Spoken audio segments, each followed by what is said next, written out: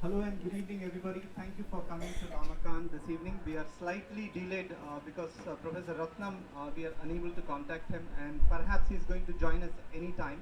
And without further ado, may I invite Teesta Setalvad to kindly come and occupy the dais. And I would also urge and request Kannabiran to please kindly grace the occasion. And Prof.Kancha Iliah, please join us. And Mr. Sumanto Banerjee, please kindly join us. So I would request Kalpana Kannabiran to, you know, take over and, yeah.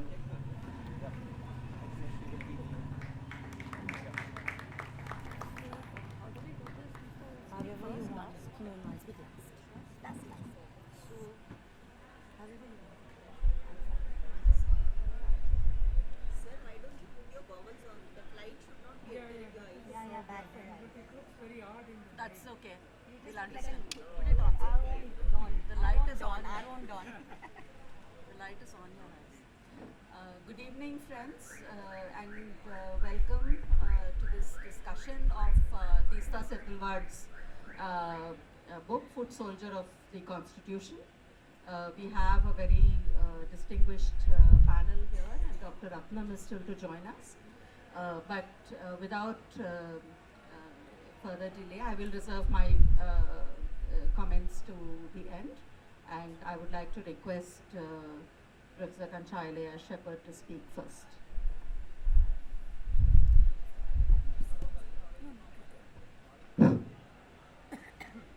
Friends, good evening. Uh, it is a privilege to participate in some sort of launching of this book. Yeah, it is a privilege to participate in launching of Teesta's autobiography in Hyderabad. And when Teesta wrote an email that I should say something to go onto the back of the book, I just put one line, and that I think is significant to understand what Teesta stands for. I said Gujarat riots at one end produced Narendra Modi, and the same riots at another end produced Teesta Setalvad. One is the cause and the consequence of that rioting situation. The other one is the wound healer, and also, as he very rightly titles her autobiography, the foot soldier of the Indian Constitution. I'm really sorry that I read this book immediately when I got this, but for this review I could not again look through because of my eye operation, but I remember parts of it. As you all know that Teesta came from a very well-known legal family, turned to journalism and then activism. And of course he has become nationally known, in certain sense globally too, with the whole question of anti-communal struggles. And the ways he reported as a young journalist, and then subsequently she went on to track the whole history of communal struggle, communal rights and the people's problems, and finally culminating her activity in Gujarat riots.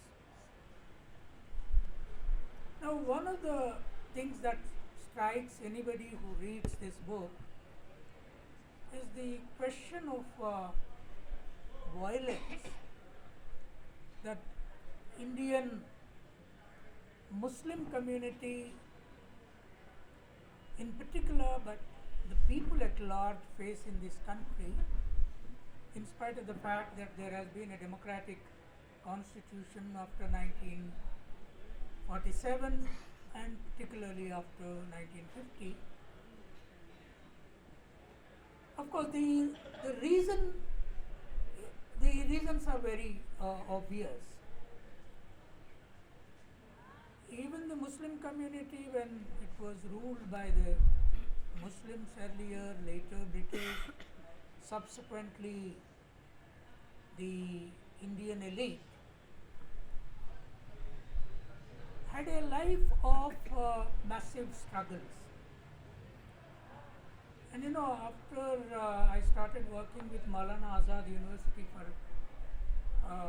to do research on Muslim communities, and I tried to read their history, try to understand their psychology, their culture.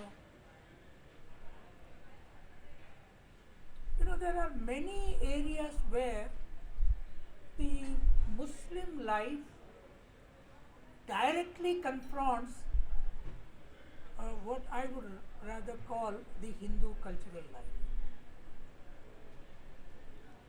You just take even the food culture.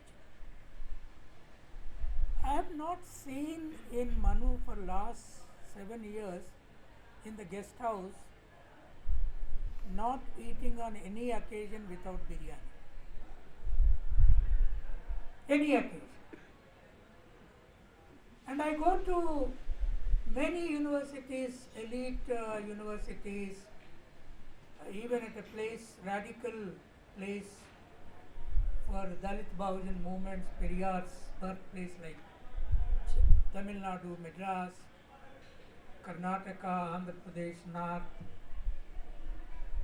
Vegetarianism is the norm of the elite.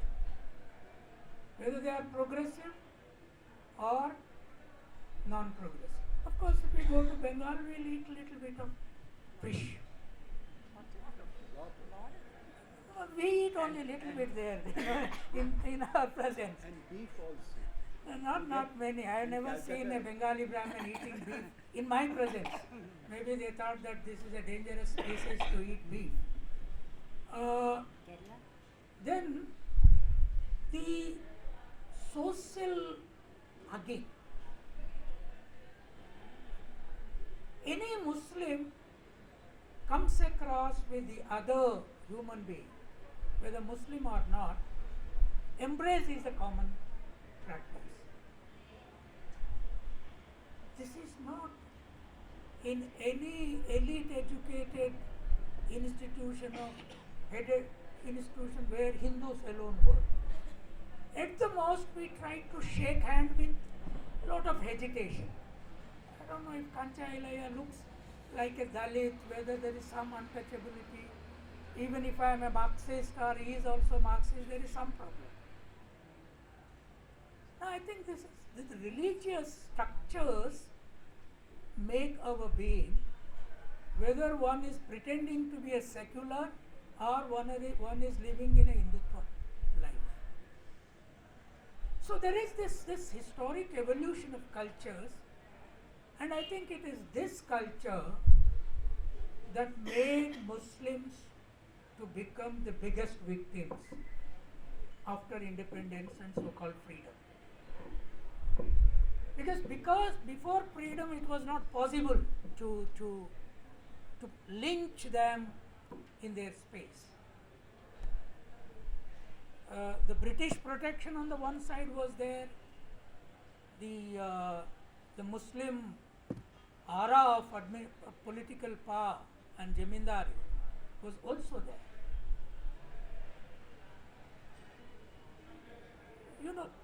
Actually the notion of scheduled caste, scheduled tribe was given by the Muslim group. It was Aga Khan committee who said that how can the census committee of 1901 include scheduled castes, scheduled tribes in Hindu population. And they looked at 10 characteristics. how untouchables cannot be called Hindus at all. One, the priesthood relationship, the food, how they eat beef, particularly cow, and how here is the head of the religion worship that animal, and how the ritual relationship is totally absent, and the janjam factor. See, people don't understand, if you come from a Brahmin family background, what a horrible role this thread plays in our life, in others' life. And vis-a-vis a Muslim, how does that thread can play a role is phenomenal. And for example, the whole question of circumcision and non-circumcision. Hinduism is only religion, of course perhaps even Buddhism, which did not spiritually prescribe circumcision. Whereas there is the other religion, Christianity has prescribed, and then slowly a section left it, but Muslims adopt it as a conditional norm. Now these are major factors that came and started confronting in real life. So whether it is Gujarat or Bhiwandi, which she investigated earlier, or any other riot, here there are two human beings who are confronting in every inch of physical, biological, psychological, cultural paradigm structures. Now, that is where Gujarat riot is. And what makes me hopeful is Teesta, who has come from one of such Hindu families. And of course, Teesta being a woman, perhaps could have been possible. I have not seen many men activists because I have my own experience with Brahmin women and Brahmin men. Men hate me totally. And women, I don't say they love me all the time. If not my body, they love my brain.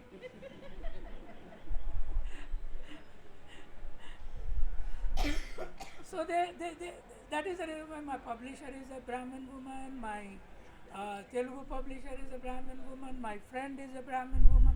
She only calls me shepherd, no other person calls me shepherd, because they hate shepherd. So she says me guru. I said, Kalpana, a shepherd guru in this country? A guru should be a sannyasi like Adityanath. Sannyasis are gurus, not shepherds. So, Teesta that way is a hope. Hope for the upper caste elite need not have any hope from a figure like Teesta because they have many hopes. Whereas the Muslims need a hope. The Dalits need a hope. The backwards like me need a hope. We need a hope not because we cannot fight, not because we have no courage and confidence to die, but because that there is somebody who came from the other end, who was born and brought up in the other culture, sees some human values, civilizational values in me. That is the situation. See, I have worked with a lot of Brahmin friends also in civil liberties, in communist movements or in other castes. But the women stand up. The women stand up because there is a historical common ground of oppression, exploitation, control of the women's species of India and the Dalit Bahujan minority species. Because I notice now, yes, there are Pathan Muslims, there are Mughal Muslims, but 90% of Muslims are former SC/ST OBCs. 90%. Their mullahs are SC/ST OBCs. Even the last Nizam, like Usman Ali Khan, you see, he was of my height. Imagine what my height is. It is a Dalit height or a backward class height. And he was of my color and my face. So there is that relationship, historical evolution of communities in this country. And when I parted with Brahmanism, that was in a very painful situation of my mother's death. We gave everything to the priest at the river stream where we were to clean our head and then do everything, throw water, he did all kinds of things. And later on, my father gave everything that he was asking. He asked some money and finally asked for a cow. I don't know what he does cow. He never takes care of cow, but he wanted a cow. So my father said, I have only one cow. How can you give that cow? He said, no, unless you give cow, your wife doesn't go to heaven. And all that my father accepted. I was in 9th class. Then finally he stretched his feet. Fall on my feet. That was the time I said, I will not fall on your feet. So he made the whole community revolt against me. I was a kid. And he said, look, this Golla Kurma fellows, why are you educating children? If you educate children, when mother dies, this fellow doesn't want to touch the feet of the priest and he doesn't want his mother go to heaven at all, as if he has sent. One day in the beef festival debate, there was this Swarupananda Swami. After beef festival took place, he had a full TV channel called Bharat TV. He was abusing us on that. These fellows, under the leadership of Kancha Iliah, are eating beef. They will be condemned. They will go to Naraka. He was saying all that. And that fellow called on my phone. I said, this is what Swarup is always Ananda Swami. Swarupa, Rupam is Swarupam. His Rupam is not very good, but put a name of Swarupa. Then Ananda, again Swami, 3 characteristics. Then I got the call. I said, what is the problem? Swarupananda Swami is saying that you guys have eaten mother of the country, its flesh. You will not go to Swarga at all, and you are all being condemned to go to Naraka. There will be, all kinds of burning oils there. Then I said, Swarupananda Swami, I just ate beef, sat in my car. After my death, I am definitely going to Swarga. You tell me whether you are coming there at all. You have no hope of coming there, therefore this lifetime sannyasa without tilling a land. You eat our grain without tilling anything. Stop eating our labor. And I said, my mother is already in Swarga. You are not sure where your mother has gone. See, this rubbish, they destroy the systems. And this is all they controlled Indian mind for several thousands of years. SC/ST OBCs get shattered with their bloody nonsensical theories. But we have a hope in upper caste. See, today,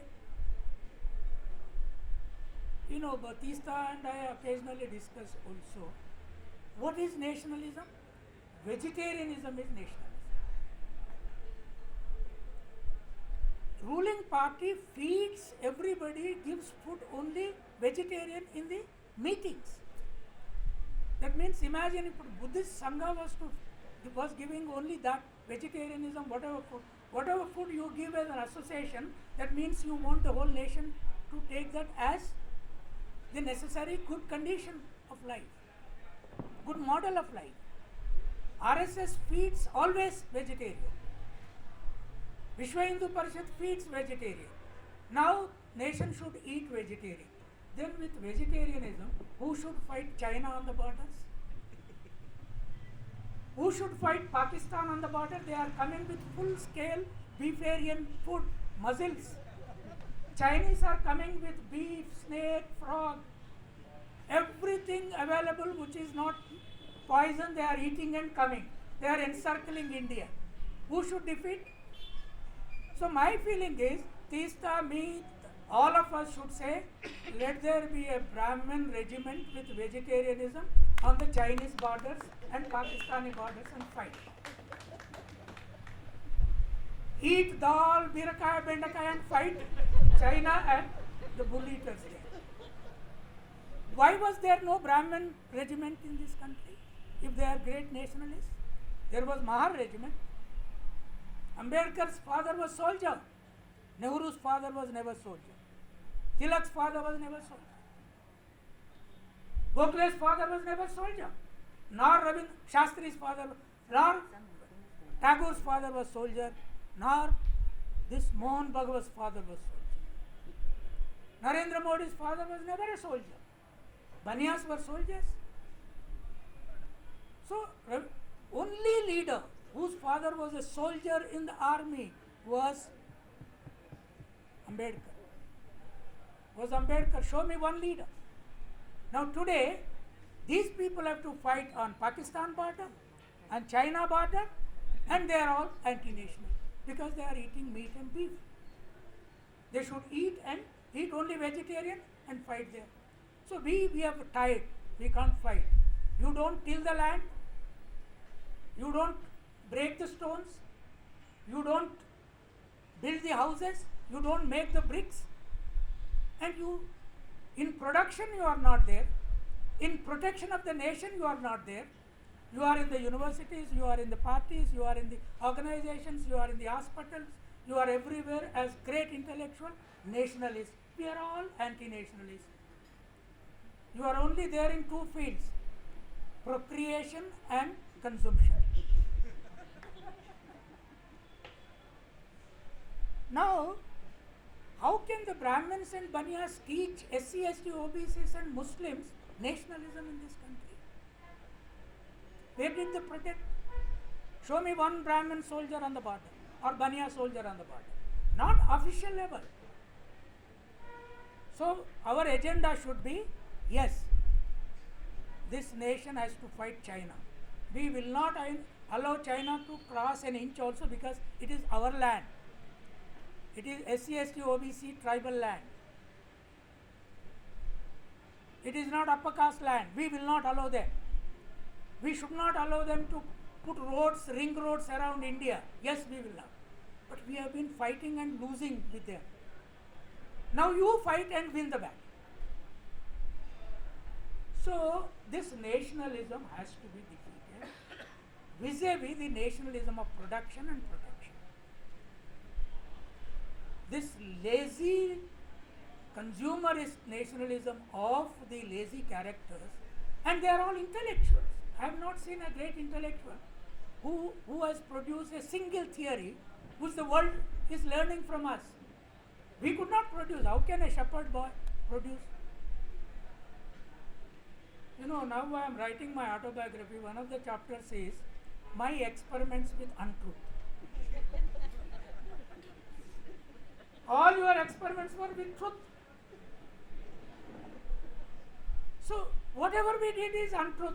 We have produced thousands of cattle, goats, sheep, everything. And Gandhi carried one goat with him to drink milk, and that is experiment with truth. My father's experiment with is untruth. So this rubbish books need to be torn into pieces. All truth. Sannyasi is great. In the villages, people say, you are not tilling the land, you are not looking after wife, you are not looking after children, you are a useless sannyasi. That is the description of sannyasi here. Here sannyasi? The question is, can democracy be ruled by sannyasis? I am also not married, but I am not sannyasi like Adityanath. All RSS people are semi-sannyasis. No wife, no children, no father, no mother. They never look after father, mother at all. Narendra Modi, did he look after father, mother? They gave Okay, Naxalites also did that, but the point is, you cannot be a ruler as a sannyasi. Sannyasi does not know welfare of family. These are two contradictions. Family and sannyasi. Therefore, this nation has to be protected from non-producing characters and the SC, ST, OBCs who are either in the Islam or the victims. Yes, I know.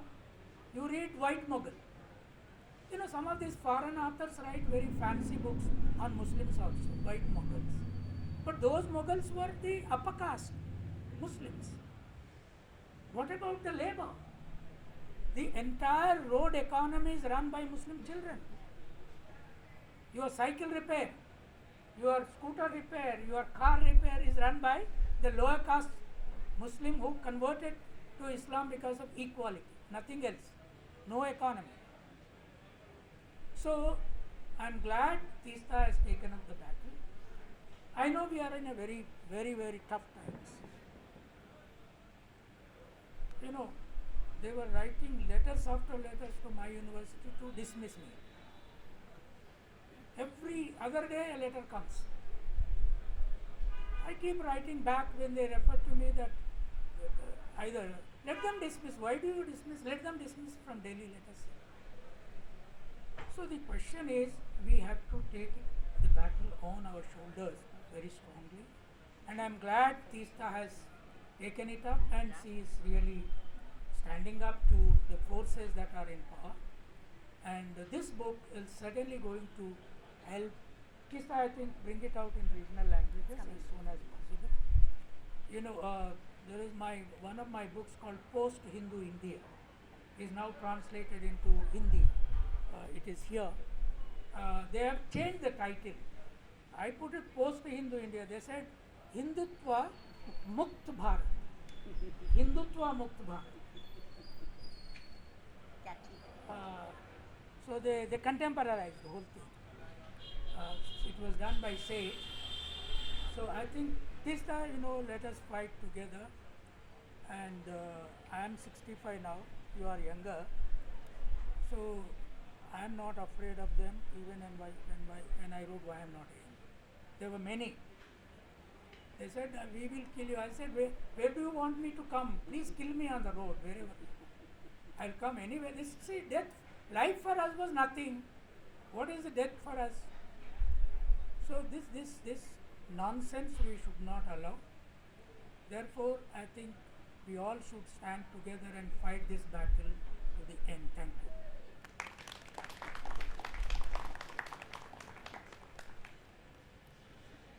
Thank you, Iliah. I think that was a fitting start to the launch of Teesta's book.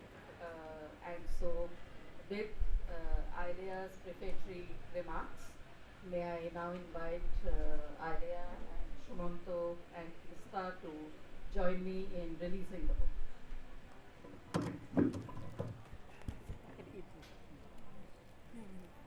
Hear it now? Yeah. I'm semi-blind. Huh? Yeah, yeah. Give it a shot. You require a lot of beef to No, beef, not beef, at least I see.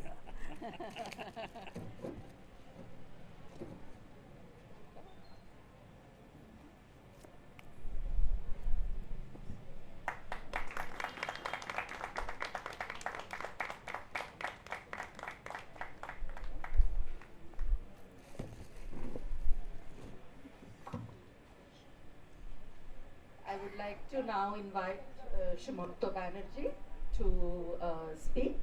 As you all know, Sumanto is an icon in journalism, and several of us have begun and carried on our political education with his writing.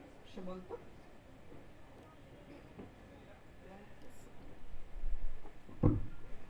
Thank you. Well, Teesta and Javed had been comrades in arms for several years. We were together in the Pak India Forum, and after that she started Khoj, which also brought together children from Pakistan and India. just before I'll talk about something else, which is very much related to this struggle. But before that, as I was listening to Kancha, the Sangh Parivar has come out with this Panchagna, 5 products of cow: urine, cow dung, ghee, all together concoction meant for consumption. So I suggested that why don't you also add beef, because that's also product, cow product, so that it can be a holistic food. Anyway, now what I'd like to emphasize today particularly, because Teesta has been hounded by the government and also the BJP, and what they repeatedly abuse her for is the NGO funding, blah blah. Now I would like to draw your attention that the biggest fund receiver is the RSS, the Sangh Parivar. And I would like you, in fact, I think this is something which needs to be propagated to fight the Sangh Parivar's, the misinformation through the media, which Teesta points out in her book, the leading mainstream media, which had been consistently, and some of the leading journalists, consistently feeding misinformation. Now I would request all of you, you're perhaps aware of this website, Scroll In. Now on June 13, 2014, there is a very interesting article called An Unnoticed Fact. The RSS, India's biggest NGO, gets the largest funding. Now, where does this fund come from? From a US-based agency. It is a charity which is called it's called India Development and Relief Fund, Maryland, based in Maryland. And millions of pounds and dollars have been funneled through this organization to about, and I have a list, about almost 100 of RSS-run organizations, NGOs, all over India. 20 of them are here in Andhra Pradesh in Telangana. I have names of them. So I won't go to details, but I would request friends to open this website. You can download it, and the entire list is here. The amount of money which they have received, these RSS-run organizations, NGOs, the entire amount is here. So I think it's about time that we come up with our propaganda instead of remaining silent and be on the defensive. We have to be on the offensive. But this is the role of the Sangh Parivar. When they boast about their nationalism, this is their role. And this is not new. Right from the beginning in the national struggle, what was their role? They were funded by the British colonial rulers. What was the role of Golwalkar, of Hegde? So you see, we have to be on the defensive.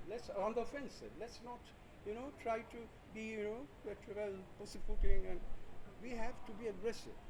It's about time, and we have to resist them. Instead of suffering, instead of complaining that the ABP people came and we were attacked, we have to launch a counter-offensive. So anyway, I don't want to provoke you or be accused of anti-nationals, subversive activities, but I think it's necessary to be on the offensive. Thank you.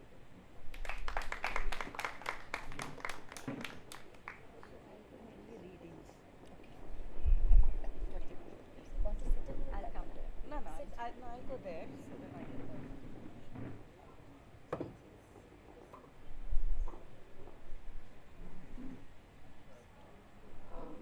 Yeah, friends, I'm actually going to, I think, since probably several here have not yet read the book, what I had planned to do today was do a few readings from the book so that it gives you a sense of what the book is about, because I think the general issues and the way forward have been laid out really well by my good friend Ayodhya and Sumanto, and there's nothing that I can really add to it.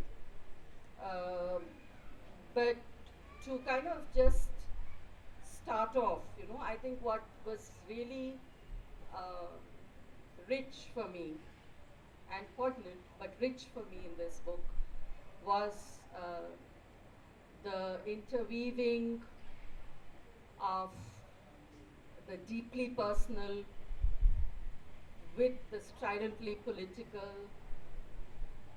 with the institutional spaces of courts, and hope. So courts are constantly belying hope, and the criminal justice administration is constantly belying hope, but hope itself refuses to die. And that is really something that comes out very, very strongly. And in many ways, Teesta and I have very parallel genealogies. We have both grown up in deeply constitutional cultures where the only culture that we learned through our growing years was the culture of constitutionalism. And this is really something that's that I found, in a lot of the personal anecdotes where she talks about Atul, her father. I could just remove Atul and put Appa, and it would be the same thing. It was the same lessons, it was the same notes, it was the same slips, it was the same go ahead, it was the same exercise your caution, and it was the same bash on regardless. So there is then, I think, what I also understood really well, and of course, the fact that we both came from extremely privileged locations where it was a constitutional culture, not that was passed on from one generation to us, but 3 generations. 3 generations of lawyers in both families. Yeah, and so there was a sense in which, one of the jokes that a friend of ours cut when I was releasing my, when my book was launched some years ago, was that there are poets in Telugu, who have said that if you tap the stones in the courtyard, they will sing praises of Rama. And this friend said, if you tap the stones in the courtyard of our home, it will teach you the Constitution. Yeah, and I think that is really, so it's not something that we have learned through textbooks. Neither Teesta nor I are lawyers. We've not learned it through textbooks. But it's just something that you have imbibed. And what does imbibing that culture actually do to you in terms of your approach to people, to human suffering, to social suffering, to questions of justice, and your approach to the state? Not a particular government, but to the state as an institutional structure that has no option but to deliver justice. It's a non-negotiable. So if a government doesn't deliver it, the government must be out. So these are the kinds of resonances that then come up in the course of several individual struggles for justice. And also very powerfully the argument that, at some level I found, especially when I was teaching in a law school, I was teaching in Nalsar for a very long time, was that law is often considered to be this domain of the specialist lawyer. I have my good friend Shakil sitting here, he's a specialist lawyer. But that law is a concern of the specialist lawyer, and constitutional law must not be touched. It's the Veda that is in the hands of the priests called the constitutional lawyers. So you have a complete transportation of a Brahminical culture into the courts. And constitutional law is the highest Veda of the land, which no commoner can aspire to understand. You can hear it, but it will be incomprehensible to you. Now, in that kind of encrusted understanding of the Constitution, how does an upstart in journalism begin speaking the language of the Constitution better than the head priest himself? And what does that teach us? It teaches us that the Constitution does not need head priests. That the Constitution in itself is a negation of priesthood, which indeed it is, but we have forgotten that somewhere along the way. And I think that what actually comes through very strongly in the course of Teesta's book is this reappropriation of the space of the Constitution as a common language on which common struggles must be built. Something that each of us have a stake in, that we cannot allow or afford to allow to be derailed. And how do we push the boundaries of the Constitution to be more and more inclusive? And how do we push judges more and more into a corner so that they are forced to answer? They are forced to be accountable. They are forced to be transparent. We can't say this is the Constitution and you don't understand. My Lord, you have to say it in a way in which we do understand. And that is really the challenge that Teesta is putting before the courts at every level, from the trial court to the Supreme Court, and in a range of different struggles. And of course, we often also, particularly in the human rights movement, think of spaces as inherently villainous or inherently good and noble. So, trial courts are a mess because trial court judges are the most easily corruptible. And lawyers in the trial courts are villains. Yeah? The police is a mess because all policemen, without exception, adhere to the permanency of extrajudicial killing and shooting to kill, and lack of accountability and lack of transparency. Yeah. That this is a country divided according to religion, and each one at rock bottom adheres to their own religion. So when push comes to shove, you will only defend your faith. These are the myths. And what I find in this is very importantly recounting the exceptions to the myth. Because in a struggle for justice, you never have a whole lot of people.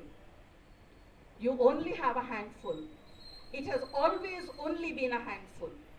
And it is that handful that has always through history tilted the scales of justice against the most brutal and expansive powers. And I think that recounting, Judge Jyotsna Yagnik, Judge Trivedi, these are judges who in a situation of complete takeover by Mr. Modi and his minions, have still managed to rescue a faith in the power of hope and a faith in courts. And I think that it is those little stories. So we have a big picture, but what are the little stories that thread together this big picture? And I think that that is really very important. Somewhere along the way, Teesta, in talking about her own work and how she went about her work, what happened to the family, what happened to personal life in the course of her work, says she was like a woman possessed. Yeah? Yes, I think she is like a woman possessed. She is a woman, and all of you know, I am sure, of spirit possession. Yeah, where women just kind of dance, they're possessed by the spirit and do this completely berserk dance. She is a woman possessed, and she is possessed of the spirit of the Constitution. And I think that what we really need in the country today is several of us who begin to get possessed. And I would invite, and I would say that this book is an invitation to men to get similarly possessed of the spirit of the Constitution, because we desperately need something to show us a way forward. Right now, every road is leading up to a blind alley. So possession, my friends, is really our only recourse now. So to read a few excerpts, the dedication, of course, to Atul, her father, and to the neighborhoods and rejuvenated spaces that she has seen grow over the years. But most important of all, to the conviction that we shall indeed one day win. Hum honge kamyab. That is absolutely the one stepping stone to trying and looking at the future while looking back on the past, keeping sight of the losses but counting our victories.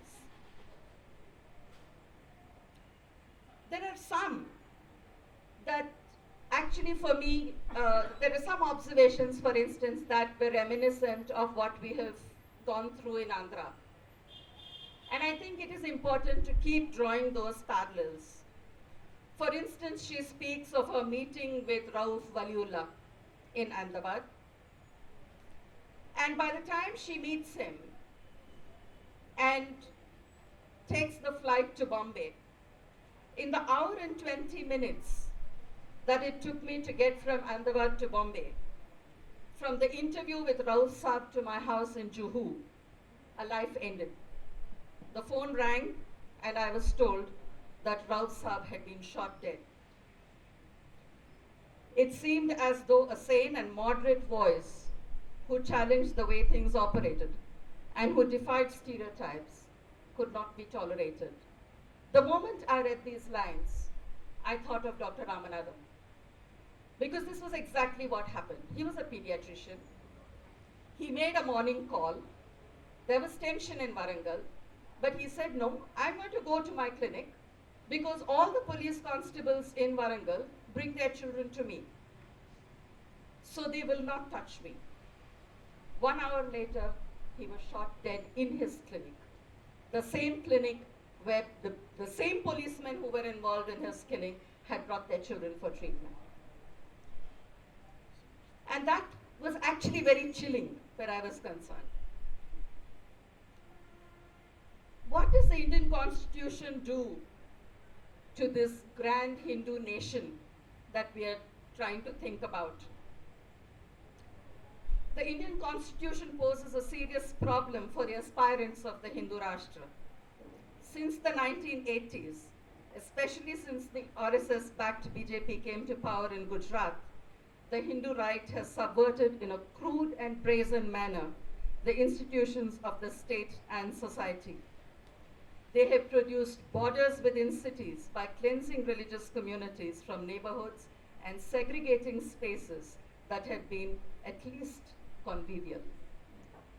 So the subverting of a constitutional order doesn't really mean that you are losing cases in court. The subverting of the constitutional order means that everyday life around homes, in homes, on the street gets irretrievably altered. So how are you going to retrieve those back for a future and for future generations? And of course, when you're keeping sight of genocidal violence, you have to track the violence.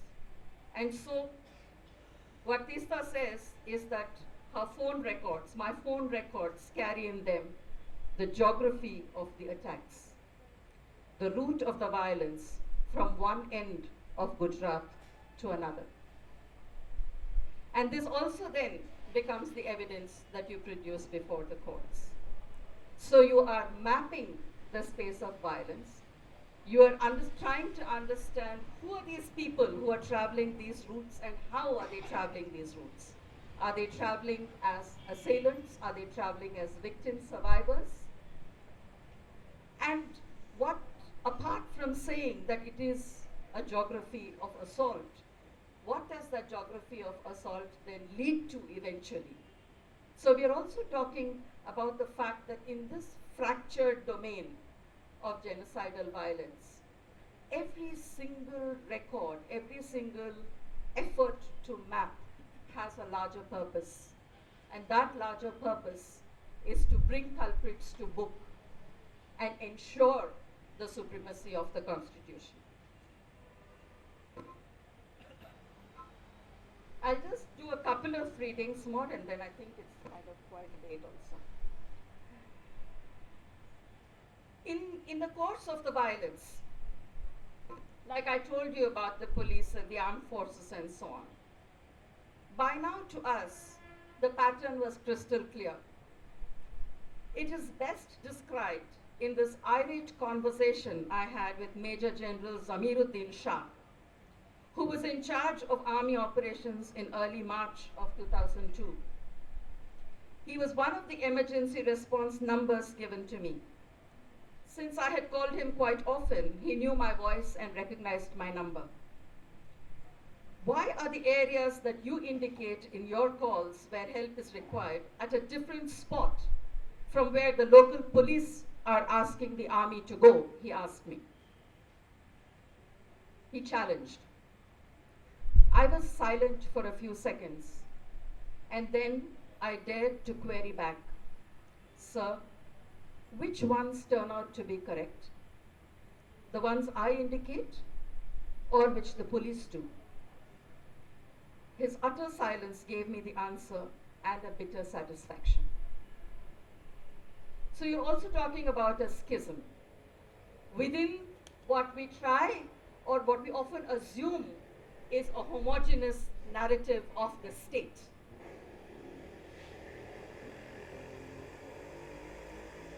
In the aftermath of the violence, we saw remains of a white chemical powder, which we later learned. So the geography of assault goes beyond Ahmedabad, goes beyond Gujarat. And it's interesting to see how far it travels. We saw remains of a white chemical powder, which we later learned had been used by the assailants. I collected several packets. They bore the name of Lakshmi Industries, Hyderabad. Though this evidence was given to the Special Investigation Team, it has not been investigated. Nor has there been an investigation into the fact that areas of Ahmedabad that experienced the worst of the targeted violence on 28th February had all had a fortnight-long LPG gas shortage. Gas cylinders were the weapon of choice for the attackers at Naroda and Gulbarg. So was the violence at Godhra, was the burning of the train at Godhra spontaneous? But by this token, and if you piece together several other pieces of evidence that Teesta puts before us, we realize that no, there was a long preparation. Apart from the fact that there had been a genocidal priming for years ahead. Iliah is not here. He said that Gujarat produced Teesta. But what Teesta says in her memoir is that Gujarat did not produce her. She was already there when Gujarat happened. For several months before Gujarat happened, this woman possessed was going from one city to another, from one officer to another, saying there is something terrible about to happen. Can you please do something? And right through, everyone said, there's not enough evidence, you are exaggerating, there's nothing terrible that's going to happen, till Godhra and its aftermath happened. So I think that that really holds a lesson for us. The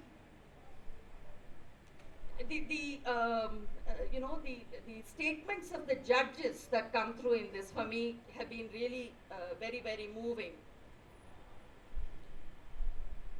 Victim survivors told me about an incident that involves Police Inspector K.K. Mysurwala of the Naroda Patia police station. They said that not only did he burst tear gas shells at them, the victims, but that when they ran to him for protection, he said, "Jao, mere to upar se order hai." For 72 hours, the mob was to be given free rein. Mysurwala escaped punitive action and instead has enjoyed promotions. In August 2012, Judge Jyotsna Yagnik sharply criticized Mysurwala. Quoting her, "While people were flocking the streets," she said, Shri K.K. Mysurwala reported to control room that everything is okay, khairiyat hai.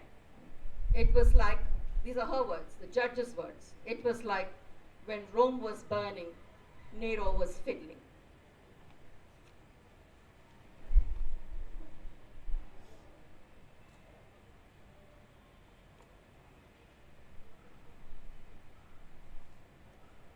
There are, of course, some really beautiful passages on Teesta's love for the hills. Unfortunately, it will just take me too far afield to go to that at any length.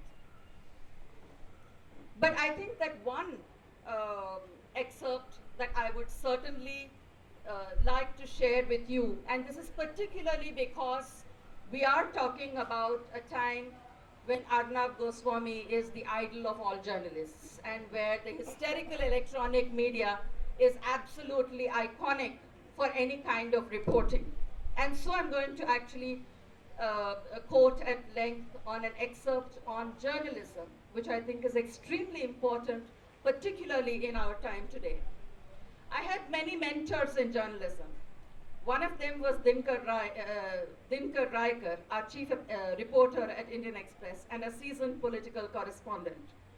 He might have been dismayed at first that so many young women had been assigned crucial beats, university and Mantralaya among others. But he had a modern and reasoned outlook, gently teaching us the way around the bureaucracy and archaic institutions.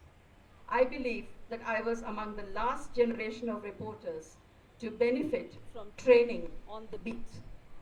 The loss of this structured framework has seminally reduced the quality and standards of the profession. We honed our skills as observers and critics of the system by talking to people in the university, in the municipal corporation, in the Mantralaya, or in courts. We listened to court proceedings and debates in the assembly. To cover the courts, to understand and report on issues being contested meant plowing through court records, petitions, and affidavit annexures. It was not only about flippant oral comments made in the courtroom. Each encounter allowed us to understand better the way these structures worked in our democracy. Mundane beat reporting allowed us to pore through the agenda of the standing committee meetings of the municipal council, or to sense the pulse behind assembly elections. Our exclusives, our front pages, had to be built on long hours of hectic consultations, learning, and questioning. And this is a rigor, I think, that has completely been lost on journalism today. I'm not sure if students of journalism are taught this in any significant measure, but I'm certain that most of them don't learn it. And finally, an excerpt that is both personal and substantive. Today, when institutions are being eroded by a corrosive anti-constitutional worldview. We have lost the ability to appreciate the value of autonomy of institutions. The role of the Attorney General in India, the highest law officer in the country, is a unique one. My grandfather occupied it, and the position was tested during the hearings of the Mundra Commission that was set up to investigate the first scandal in independent India. As Attorney General, speaking truth to executive power, MC Setalvad was expected to defend the state, not necessarily the government. It is a constitutional position. MC Setalvad understood the need to balance the Attorney General's duties towards the client, which is the Government of India, the court, and the Constitution. As the Attorney General, he led by example.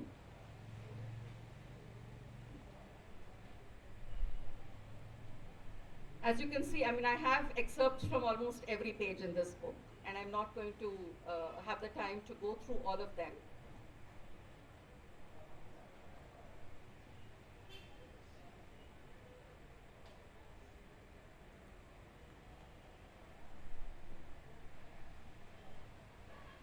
But I do have one last excerpt which, in a sense, binds Teesta and me in a way that I think it is good to be bound. Teesta delivered the K.G. Kannabiran Memorial Lecture in Madurai last year. And reflecting on that experience of delivering the memorial lecture, she quotes from an article by him in Communalism Combat. And of course, I've not gone into the excerpts that deal in detail with Communalism Combat, which has played a historic role in educating an unsuspecting or unthinking Indian public on the dangers of communalism and its very close linkages to genocidal violence. And in speaking of communalism, Communalism Combat has spoken of majority communalism and minority communalism. And I think that and her excerpts about Javed's intervention with the Muslim intelligentsia, for instance, and his insistence on a secular ethic in his conversations with the Muslim intelligentsia are extremely important for public memory and for us to look for a way forward. To quote this excerpt from Kannabiran's article in Communalism Combat, he says, if the Chief Minister Modi had been disqualified on the principle of constructive responsibility, the rule of law would not have become the fugitive that it has become now. Bal Thackeray's Mumbai is not going to be any different. Seeing the rule of law fleeing like a fugitive could invite private justice, and the terrorist may say, I shall repay. So there is then a close interweaving of the geographies of violence and the politics of violence. And unless we see all of these as connected, and unless we see all of these as working in concert, not as disparate, disjointed happenings that are unconnected with each other in different places, but as something that is happening in close concert, challenging our legalistic understanding of conspiracy. A conspiracy doesn't have to be a physically proven meeting of minds, as the courts have often constructed the offense of conspiracy in criminal trials. They say that you have to actually prove that people were together and talking together and plotting in order for the charge of conspiracy to be proved. And what this actually, the entire narrative actually proves to us is that it is not necessary for conspiracy to be a physical meeting of bodies. It can be a meeting of minds from extremely discrete, extremely far-flung places towards a common ideology that is shared and that wreaks havoc on the entire polity. And I think that what, apart from the specific cases, whether it's a Zakia Jafri case or any of the numerous other cases that have been taken to court by Teesta. I think what is really valuable is the fact of this, of a new jurisprudence that has been put in place that teaches us to look at the law, to look at courts, and to look at justice in a very different way. And as the last point, one of the persons who keeps traveling through Teesta's book, and that's the reason why I want to raise the figure of this person, is because it's very closely connected to the happenings that we are seeing today. And that is the figure of Zahira Sheikh, who was imprisoned for contempt of court and perjury, collapsed together. Today we have the situation of Justice Karnan, a Dalit judge threatened with arrest and incarceration in a mental institution for the same charge of contempt of court, for contumacious conduct. What is important to focus on here is not what Zahira Sheikh or Justice Karnan did or did not do.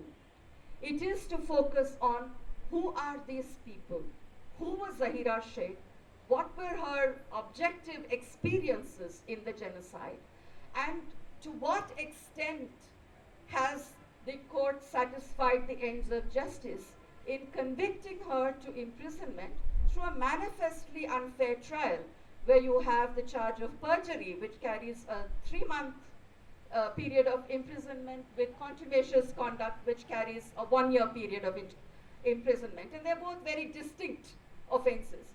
We have somebody like Upendra Bakshi actually opening up that judgment to view, basically to say, when we expect, and this is one of the travesties in the Gujarat cases that we see from the courts. There are several such travesties. There are few victories.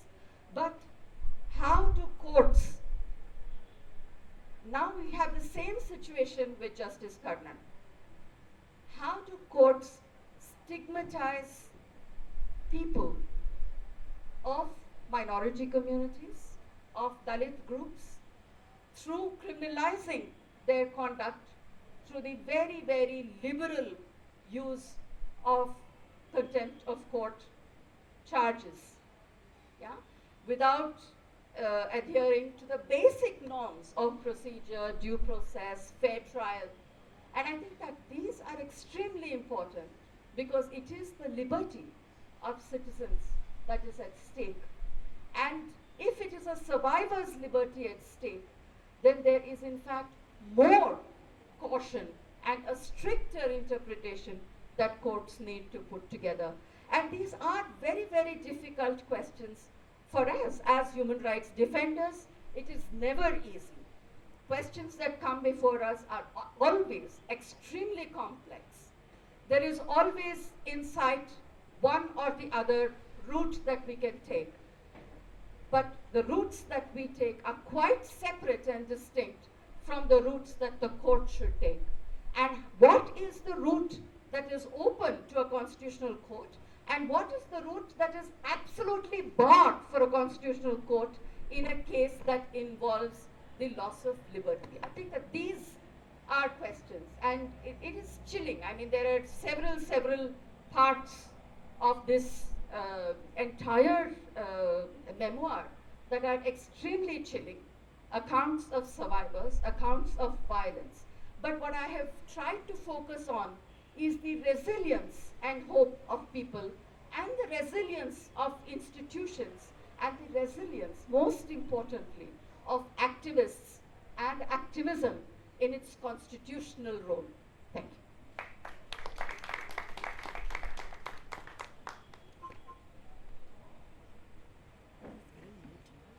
You can speak. It's to 9:30. Is it?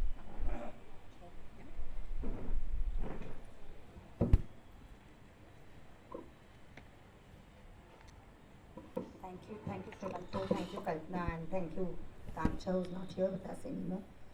So much has already been said, and I don't want to really say much more except, of course, thanking everybody for their words. Just a few very, very quick reflections. One is that, the book sort of was over in about 7 or 8 months, 9 months, very, very difficult to finish so fast. And it was literally being written till the last day it went to print. For me, one of the most chilling, Kalpana has so beautifully talked about many parts of the book, but one very chilling encounter for me when I was concluding the last proofing or draft was an incident I'd written about in Business India magazine in 1991, when I first encountered how brutal Gujarat could be when people try to get out of stigmatization and ghettoization. It was a Rath Yatra related violence in July of that year, and I was covering it for the Business India magazine where I then worked. And there was this horrendous incident where an executive of an oil company, of a public sector oil company from the Muslim community, had been pushed off from the second floor of a home in Narangpura, and simply to send a message that no Muslim family should move out of the old city. And the people who did it were two women in Gujarati saris, and for me that was the beginning of an exploration into how even women can so get brutalized mentally in the making of the nation, and the communalization of the upper caste, middle caste Hindu woman in the role to Hindu Rashtra, and I wrote about it quite a lot at that time. So I narrate this incident in a part of the book. And then in December of 2016, I had a public lecture in Nagpur talking about the RSS and its role all over the country. And I was talking about this incident in my public lecture in a hall. And after the lecture finished, there was this young man, he was 15, 20 years younger than me, who comes up to me and he's visibly shaken. And he says, "Can I please talk to you in private?" And I said, "Sure." He identifies himself as Shishir Arya, correspondent of the Times of India. And he said, "Ma'am, the incident you narrated took place when I was 16 years old. And my family is an army family and I lived in Narangpura. But there's one end of the end of the story which you do not know about." So I asked him what it was. And he said that the two women who had actually pushed Mr. Khan to his death were felicitated during Navratri.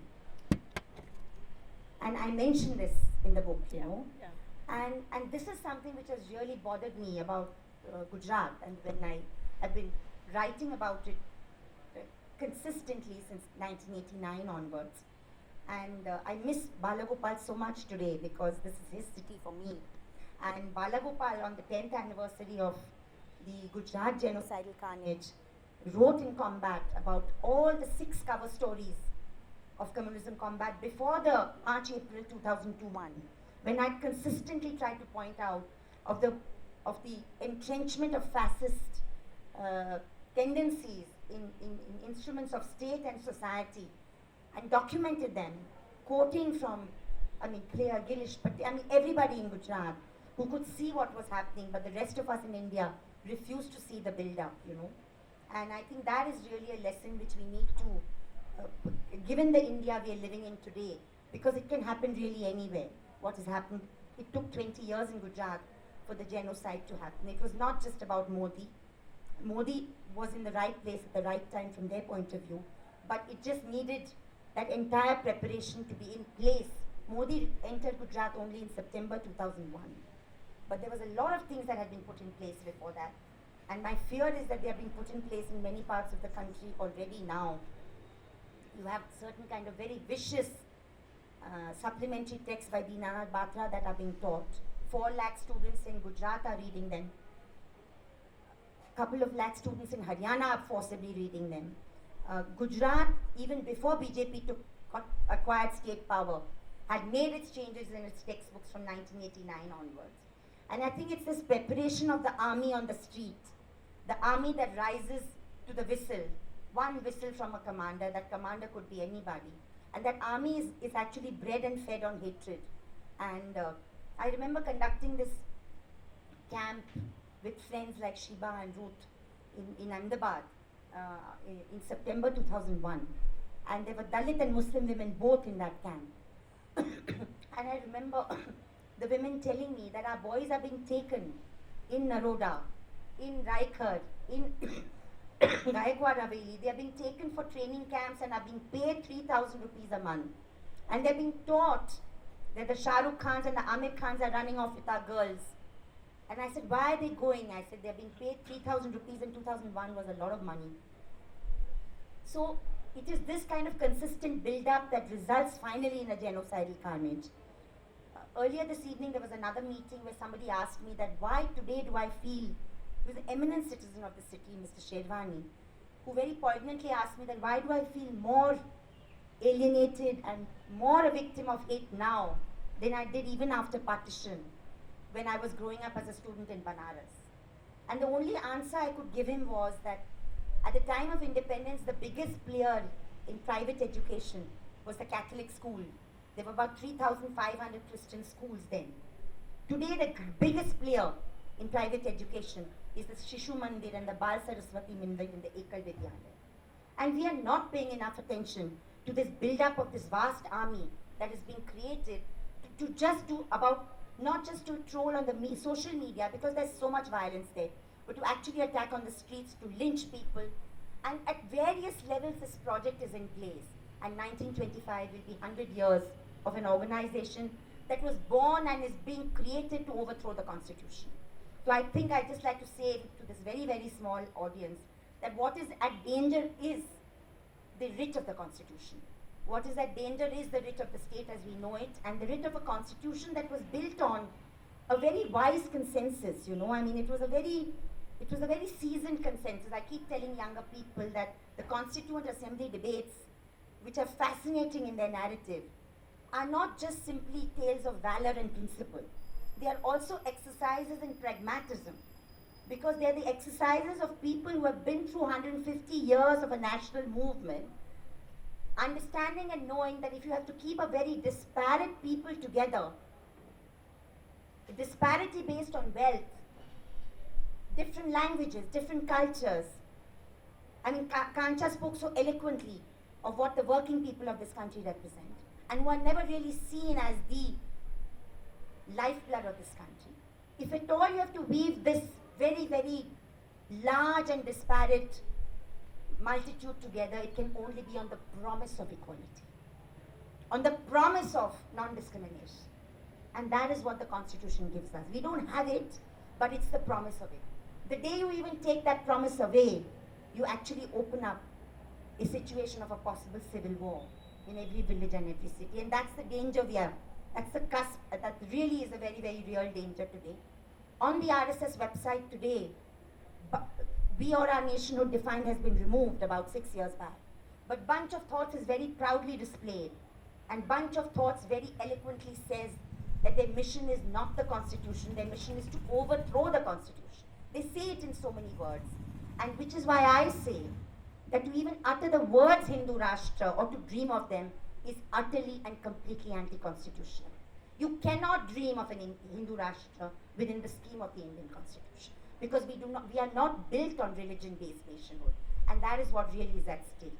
It's been a very, very long evening, and thank you so much for your patience. Thank you. Can we take it to time commitment with questions? Yeah, that's why I wound up. Yeah. If you have any questions to ask to the Yeah, yeah. panelists, you're most welcome to ask. You were mentioning a series of articles. I just want to know his name and where is it? Sorry. You were just mentioning a series of articles by some professor who was supposed to be here. What are they and where can I find them? No, I was mentioning Balagopal, Yeah, who's Bal. the doyen of the human rights movement in the country in Andhra Pradesh, former Andhra Pradesh, now Telangana. He wrote about several articles we had written in Communalism Combat Where can we access them? on our website, Oh. sabaram.com, and the archives, I'm happy. They're also, by the way, also mentioned in the book, Oh, in the introduction.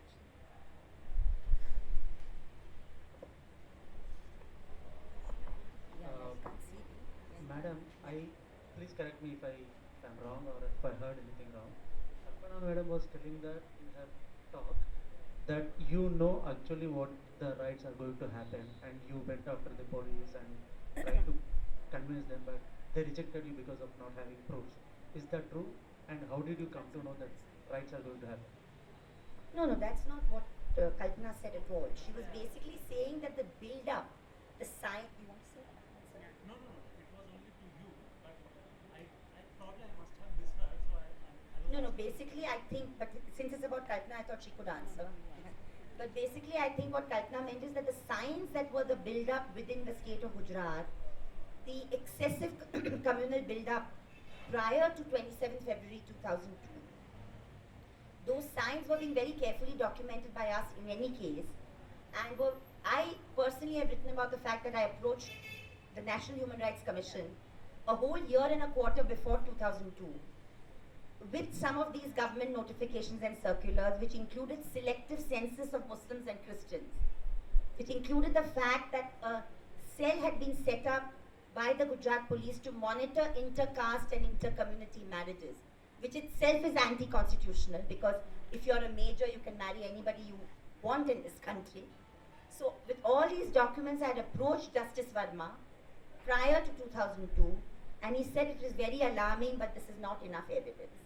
I had also met Uncle Fali Nariman in the library of the Supreme Court, asked him whether a PIL or some petition could be actually taken up on the grounds that the constitution is being violated by the state in Gujarat. And he also said the same thing, that you have to just keep monitoring it. This is not enough to base a petition on. That is what she was referring to. What was the white powder which was found? Sorry? The white powder. Powder was found. What was that? That white powder, I can only describe the impact it had, because every single place of major attack, and there were 300 incidents where lives were lost, this powder was used by the assailants and thrown at people. And the effect of that chemical powder was such that the entire flesh was burnt off the bone. And it was worse than even setting a body on fire. You haven't got If any you lab look at, test? You haven't got any lab test? lab tests were, I mean, we can't do it ourselves, right? We completely went back to courts again and again that this should be forensically tested.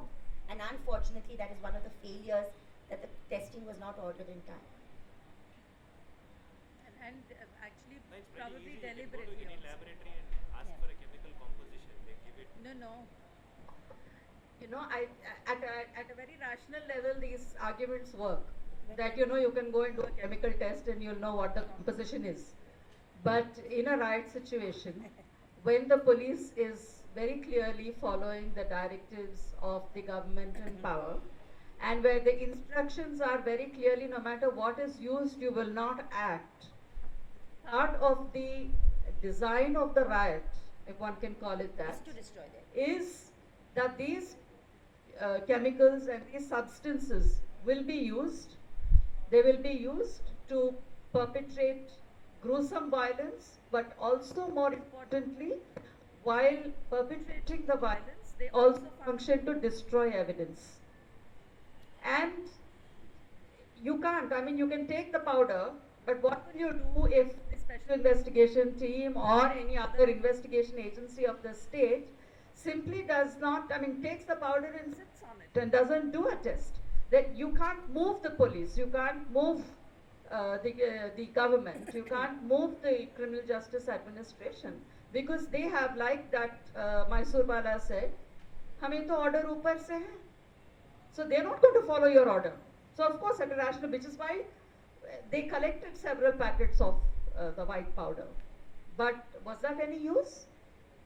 You know, but I think that it not being any use is also not right. I think what we need to kind of keep emphasizing again and again is, even if we are not able to convince the officers at that location to carry out their duty, we can't stop carrying out ours.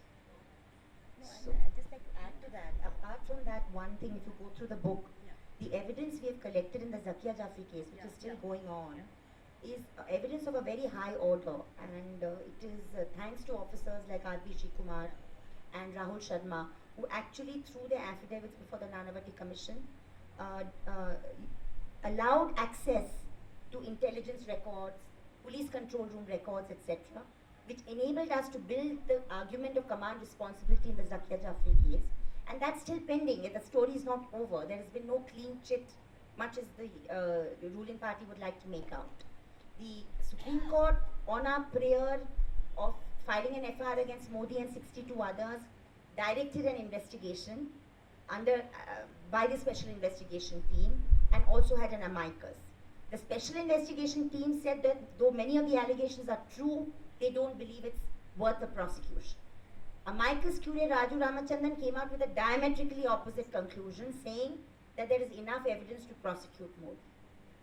Faced with these two different sets of opinions by their own, one SIT and one amicus, the Supreme Court chose to send us back to the Magistrates' Court and asked us to file a protest petition. And also said that if the SIT files a closure report, then you have the right to file a protest petition, which you anyway have under criminal law. So we go to the Magistrates' Court. We requisition 23,000 pages of evidence, which is denied to us by SIT. Twice we have to go back to the Supreme Court and say SIT is not giving it to us. Then we get 23,000 pages. What are those 23,000 pages? There are police control room records, SIB records, notings, destroyed papers, all of that. We collate that and we actually filed a 1,000-page protest petition before the magistrate. That is argued by Mihir Desai all of 2013. And on 26th of December 2013, the magistrate says that no, there is no merit in the protest petition and rejects it. Within 8 days of that, an FIR is filed against Tanveer Jaffrey, Javed and myself for financial misappropriation. We believe that is done to prevent us filing an appeal. Despite the threat of arrest and all that, we run around for bail, but we also filed the appeal by March 2014. And that entire process is in the High Court. For 2 years it's delayed, and now 2016-17 arguments are on. Last date, Mihir and I will be going back on 9th of June to conclude our arguments in the High Court. And then we'll see what the Gujarat High Court does with all this material. So the point is that it is for the first time in a kind of communal violence, genocidal carnage, that this degree of evidence has been collected, possibly because things progress as years go on. You have different methods available. You had television, you had internet, you didn't have that earlier. Also possibly because you had a Sri Kumar and a Rahul Sharma who allowed phone call records to come out in the public domain. Earlier you didn't have officers of that, who did that kind of, you had officers of courage, but who didn't make that kind of evidence available. So I think we also had a concerned citizens tribunal report headed by Krishna Sawant, of which Kannabiran was also a part, which already held the chief minister guilty of a genocide. So that meant the courts had to take further cases seriously, because you had two former Supreme Court judges, jurists, etc. having come to a conclusion. So many of these factors all together, you had an NHRC report under Verma, which is a very good report. NHRC only twice in its entire lifetime has ever done anything worth its name, during the Punjab cremations case and during the Gujarat violence. Otherwise, NHRC has consistently failed human rights movement in this country. So all these factors together, and the fact that some of us emerged who decided to stay the course. We fought 68 cases, we got 172 convictions, 126 to life imprisonment. On principle, we did not ask for death penalty. Now that is a huge moral victory for us. It may not be for others. But for us to be able to discuss with survivors who believe culturally that Saza-e-Maut is the way out, we don't believe in retributory justice. So it was a negotiation, it was a discussion. And finally, women again take a lead and convince the community that no, let's ask for life imprisonment, because at least there'll be pashtata, at least there'll be a longer period of suffering. You know, people rationalize in different ways. So all these things mean that you are doing a multitude of things. And it's a small group of citizens doing all this, so it's easy to sit back and say why you didn't think to do this as well.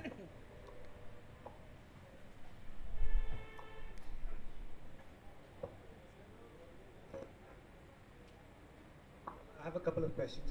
Firstly, with Sanjeev Bhatt and Sri Kumar, you've already mentioned the information that they provided and the backlash that they faced.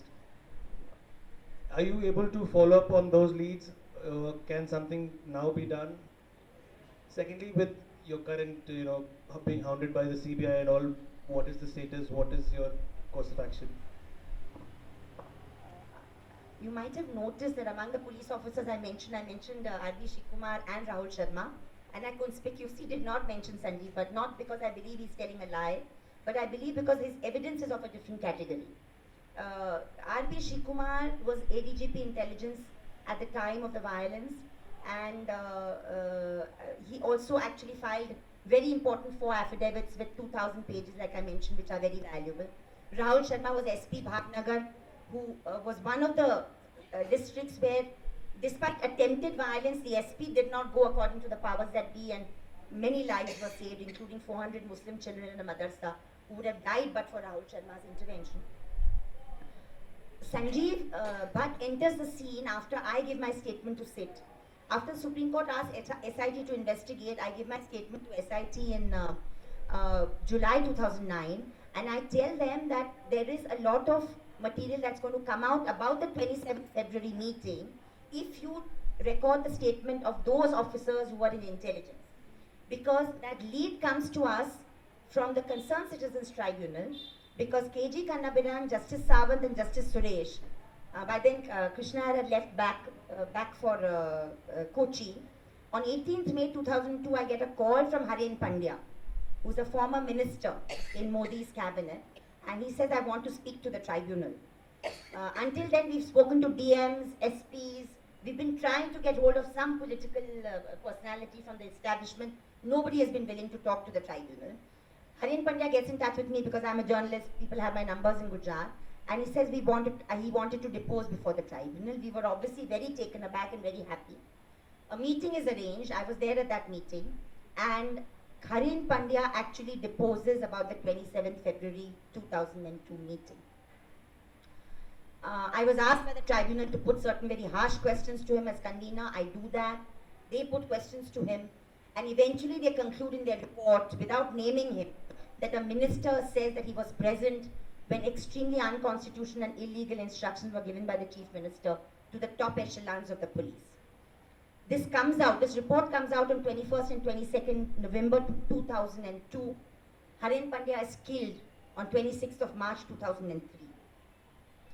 Then, of course, the Zakia Jafri complaint is filed. The 27th meeting is an important point in the entire conspiracy, but not the only issue. There are other issues as well. And finally, when the investigation to the complaint is being undertaken, in my statement before SIT, I say, please talk to all the IB officers, because we need to find out what happened on the 27th February meeting. That is when Malhotra of SIT starts talking to all the IB officers. And it's only in November 2009, for the first time, 14th, 15th, 2009, November, that Sanjeev Bhatt actually first time tells somebody that he was present at that meeting. This is broken by Ashish Khaitan of Telka. The story is broken in February 2010. 2011, April, Sanjeev Bhatt files directly an affidavit before the Supreme Court saying that SIT is not listening to him, not recording his statement fairly, and that's when Sanjeev Bhatt becomes news. Raju Ramachandran has come to the conclusion that Sanjeev Bhatt's evidence needs to be tested during a trial, and that you can't dismiss that evidence without it undergoing the process of trial.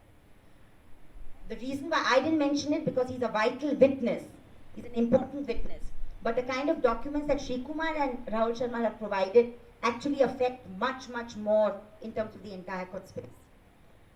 All these officers, Sri Kumar, Rahul Sharma, to answer your second question, Rahul Sharma, Sri Kumar, and at least 18 other officers who went by the law and did not go by the diktats, have been victimized by the state.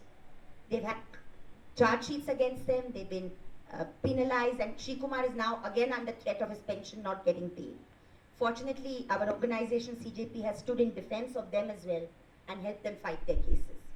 Sanjeev Bhatt unfortunately had 2 other earlier cases against him, and there were some problems vis-a-vis those cases, so he has taken voluntary retirement.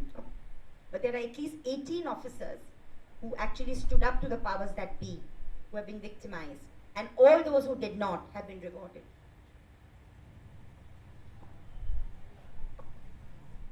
Very quickly, I just wanted to ask you about the kinds and methodology of the violence in the riots. Has it been changed? So, is there any change in the apparatus with which that they use? Like in '84, the Bhiwandi, and 2002 Gujarat, and 1992, and now recently the Muzaffarnagar, and I think it's still continuing. So, do you see the banality of the evil which is catching up? I think we have almost become immune to all these violence and riots. So, is there any change in the methodology and also the structure and design, the way that they carry these riots? See,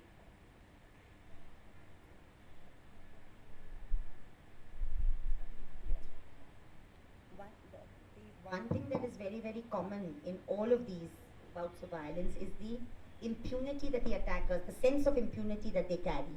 And that sense of impunity only grows with the fact that you actually now have those people in power who are direct protectors of their sense of security. I'll also add here that 92-93 Bombay showed us it was a Congress government in power, that even there was no real desire to prosecute the Shiv Sainiks involved in the violence, and that is why our entire movement, like in the Sri Krishna Commission trials. So you had a Sudhakar Rao Nayak in power, and we know that Shiv Sena was patronized by his father V.P. Nayak and brought in to break the back of the Communist Party labor unions in the 1960s. So I'm not trying to suggest that it is only a BJP government that does it, but there has been a culture of impunity against Hindutva right-wing violence for a long period of time in this country, and this culture of impunity is what has allowed them to grow stronger and stronger with every bout of genocidal violence. Which is why that statement that Indu keeps quoting, Indira Jaisingh, a friend, keeps quoting, is when I told her that, if 84 the rioters had been prosecuted, then 92-93 would not have happened. And if 92-93 had been prosecuted, then 2002 would not have happened. It doesn't matter which community the victim is, it doesn't matter which geographical location it happens in, but it is this culture of impunity that eventually allows the assailants to get away. And then it only gets worse, because from the late 1980s we are seeing genocidal patterns. Earlier you saw pogroms, you saw small sections being attacked. Now you see large number of areas being attacked. You find rural areas coming under this attack. You find in Gujarat we saw motorcycles, mobile phones, people coming from outside, weapons like Kalpana read about from my book, gas cylinders, chemical powder. I mean, you mentioned about but the gas cylinder was equally frightening because it's a much more easily available arsenal than a white chemical powder, Muzaffarnagar is the first time I've seen the widespread insidious use of the WhatsApp message. And that is being used even today. That WhatsApp to generate that hatred and to actually build up an army which is ready then to almost to kill. And the kind of stuff that is circulating on WhatsApp is quite frightening. And I don't see any of our very, very erudite investigative agencies looking at who is manufacturing these WhatsApps, who is conveying these messages. In Gujarat, you had lakhs of anonymous pamphlets, okay, which I started collecting for a year before. Some were even authored by VHP, quite proudly, saying boycott Muslim establishments. One horrendous one was called Jihad, which actually advocated the raping of Muslim women. I printed all of these in Communalism Combat, because not for anything else, but they are very important documents for people to understand how they operate. Today, the printed word has been overtaken by the virtual world. So you have social media, you have this, WhatsApps and all this kind of stuff being used. But bottom line of all of this is a sense of impunity. The fact that you are above the law. And to this, I just like to add one thing here, is that I have some good friends in the IB. It's not easy to have good friends from the IB, but there are some officers. And what frightens me is that the way Indian intelligence views Hindutva right-wing or Hindu communal organizations is getting to be more and more worrying. If you have left-wing groups working, left-wing movements, protests, they will be very, very carefully documented. But the Hindutva communal organizations are less and less seen as being a threat to the constitution or the nation. Even their movements are not being documented as they should be. Even their speeches often are not documented. So it's almost like erasing them from the record. And if you don't allow a record to be built, then it's very, very easy to actually show that they've not really committed any of this thing. So for instance, when Towaria did get arrested in 2001 under the Gehlot government, I remember one of the things that was possible is because we had closely documented his speeches. Wherever he made a speech, we would collect a copy of that speech and carefully document it. So, and we kept sending this to different states wherever he was holding Trishul Diksha programs. And I don't know, many of you are so young, you may not know, but before 2001, during NDA-1 rule, there were 14 states in the country where Trishul Diksha programs were being held by the VHP and the RSS. Now they're doing something else. Now Trishul Diksha is nothing but a way of kind of arming civil society, arming people, constantly creating a sense of war, a state of war in your mind, as if you're in a state of war against your own neighbor. So these are the many patterns. In fact, please go to the website and look at the Concerned Citizens Tribunal report. We have a chapter on patterns of violence, and it is very, very important to read. Thanks. Do not have any questions, then we'll wrap it up. Thank you so much, Teesta, and thank you, Kalpana, for reading out those excerpts from the book. Thank you, Sumanta, and we also thank Kancha Iliah. Thank you, ladies and gentlemen. And we would also like to announce that the book is on sale. It's 250 rupees at a discounted price, and Teesta will be here to sign it. Please grab a copy. Sorry, I just 2 minutes. Can you just get that light put off here? Yes. It's very disturbing. We got to purchase the